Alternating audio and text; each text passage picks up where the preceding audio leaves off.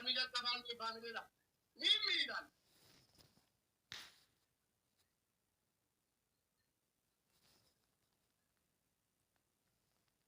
Ajama.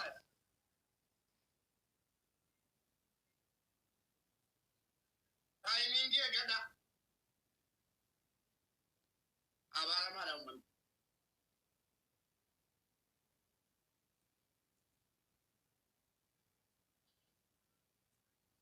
Oda.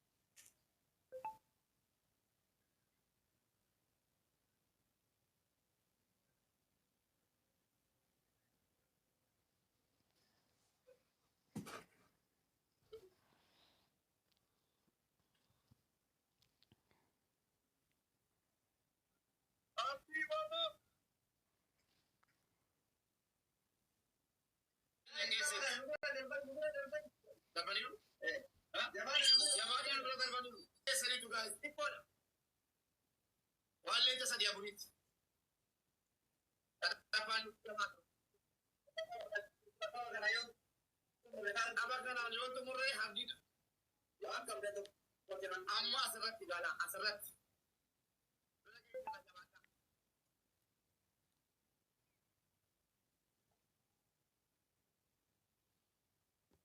Family amma waan qabdan asirratti gadi bada. Asirratti. Breaking the guys. Why. Jawada guys, jawada breaking the la. Jawada. Kandi tentang. Dia bisa kalgalero. Cuma di balam format yang jaga format tentang apa. Kita tidak buat tapi kita let's go guys. Guys timing gini kita cuma di pada talent. Family cuma di pada. Let's go. One day Desember. Apa saja paling jabatan family. Kami saja paling jabatan. Family jabatan. Yes.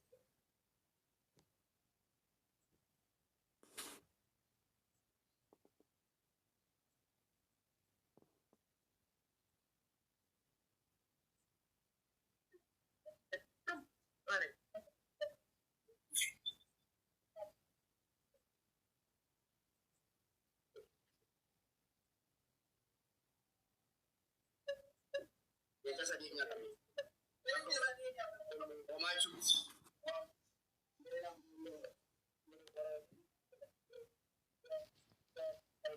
Amma kewan kapunan.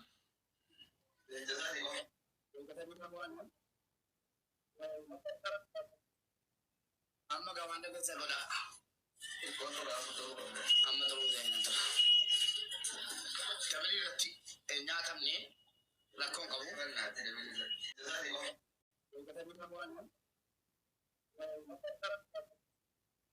amma kawan dengan saudara. Amma tolong saya nanti. Kami rati nyata ni. Lakon kamu kan nanti. Family jabatan kan. Hingkat kaba guys. Amma guys, amma. Berarti seri tu jabatan gesan. Jabatan dah berikan. Beragesan. Jabatan akan dibuang kaplu. Beragesan.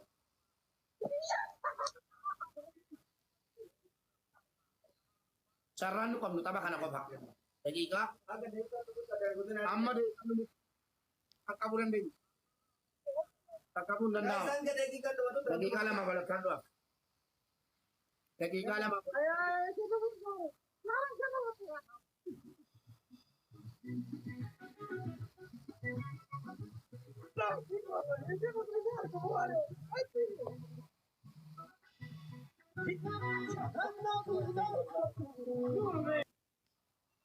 Waan dandeessan godha gaa isaan gadan. Waan dandeenyu haa goonu. Sana gaduma. Waan rabbiin beekan. Warri kennuu danda'u fixeera achi. Warri kennuu danda'u fixeera. Warri kennuu danda'u fixeera achi. Fixateera hagasuma kalas. Kan jaalee deemuu hin danda'amu. Dabili irratti fixatan jarri. Dabli irratti fixataniiru jarri. Waan dandeenyu haa goonu.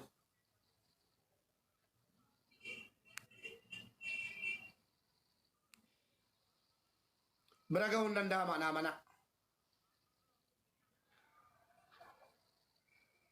Bira ga'uun hin danda'ama.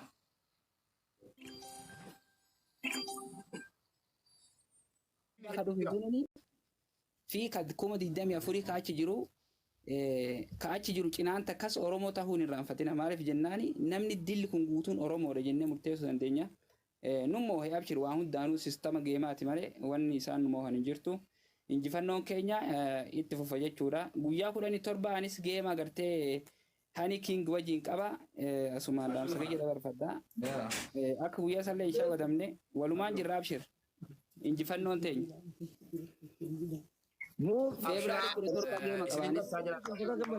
Gastii sin gachaa jira. Akaawuntii isa kaaniin sin gachaa. Muu beekoo. Ready? Baga gammadu. Akkasii fudhadhu. Akkas. Maaliif jaalala malee wanni biraata kan caalu. Uummata keenya dhaabaa giiftii aman kannina dabalii irratti osoo jechaa jirtu dhaga'uu didaniiti qabxii xiqqaashoodhaan wal caaltan. Kanaaf injifannoon ammallee keeti. Inni achi gammachuu danda'a. Kuni waan laaftoodhaati akkasii ilaalaa. Akkas.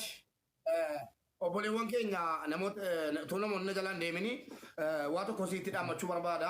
Gastii isin galchaa wallaahi na didee gastii hunda keessan iyyuu nan galchaa.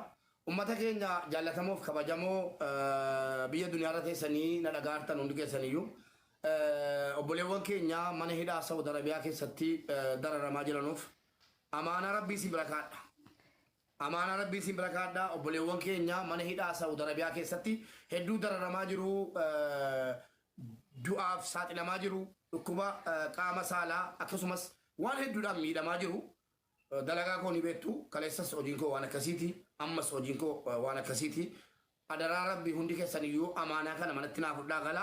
Hundi keenya iyyuu gara feesbuukiitiin gara miidiyaa fayyadamnu hundaatiin obboleewwan keenya mana hidhaa Saudi Arabiyaa keessatti dararamaa jiran hadhaa kaafnee hundi keenya iyyuu sagalee haa taanuu fi hangara kootiin guyyaa boriitii kaasee gara feesbuukiitiin gara tiktookiitiin obboleewwan keenya mana hidhaa Saudi Arabiyaa miidhamaa dararamaa jiran sagalee ta'uudhaaf qophiidha. Isinillee na waliin guyyaa boriitii kaafnee obboleewwan keenya bira haa dhaabannu. An gaaftan injifatamu dhagahaa isinitti hima. Eeggadda isinitti hima. Ammas irra deebiin isinitti hima. Gaaftan injifatame gaafa rakkataan mana kana dhufee gargaaramuu dhiisee deeme saalfate. Gaafa obboleewwan keenya Saudi Arabiyaa, Suudaan biyya adda addaa keessatti dararamanii sagalee dhaban gaafa san injifatame. Amantanus amanuu baattanus kun geemiidha. Namni lama mootuu hin danda'u.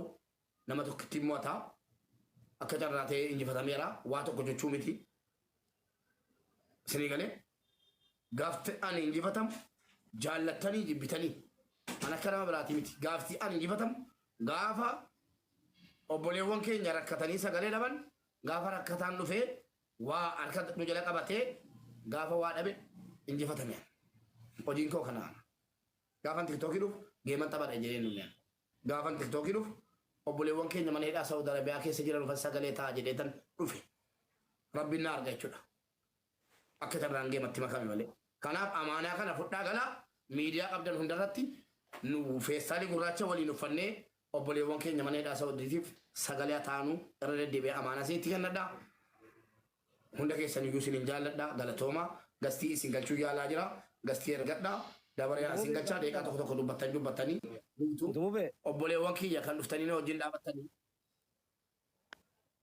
Heeraan Prime Minister Fayyee Marcos Abu Yusuf Habtee New York Never Give Up Qalbeessa Moonlight maaliif naan baanne Moonlight Mimmi Injifataa Alam Oromoo Real Queen Shaggooyyee Maftuu Boonaa, Oromiyaa, Boontuu, Abdii, Raachee, Jiiloo, Faaffii, Dr. Muzayyan, Urjii, Ammudii, Malaakuu, Itis Okee, Ebroo Sheexaa, Xiiqii, Taayishaa, Qeerroo Jajjabee, Iftuu, Jeems, Munaa Horoo, Saadaa Suwit, Nuuraa, Barsiisaa Obeen, Nexus, Misraa, Takkitti Aggaaroo, Hudaa, Jeneraal, Leensaa, Boontuu, akkasumas kanan maqaa keessan hin waamne namoonni 46,000 dhuftanii hirmaattanii copy link share tap ililliidha kaase keessattuu obboleewwan koo biyya keessaa waan qabdan gurgurtanii namara dhaabachuudhaaf dhiphattanii hirriba dhabdanii akkasuma obboleewwan koo biyya arabaa keessa jirtan kamiindaan keessan ga'uu utuu hin gahin liqeeffattanii jara yaadannoorraa hiriyoota yaadannoorraa liqeeffattanii guuttattanii ifaajee keessan hin badu inshaallah rabbi ifaajee keessan hin balleessini sadaqaa miskiinaa sadaqaa Galatooma Oromoo fiqirii keessantu caala jaalala keessantu caala. Sini galee hunda keessan iyyuu maqaa keessa waameen fitu inni naa kennes Injifannee inni naa kennines saayikoo. inni taap godhe inni koo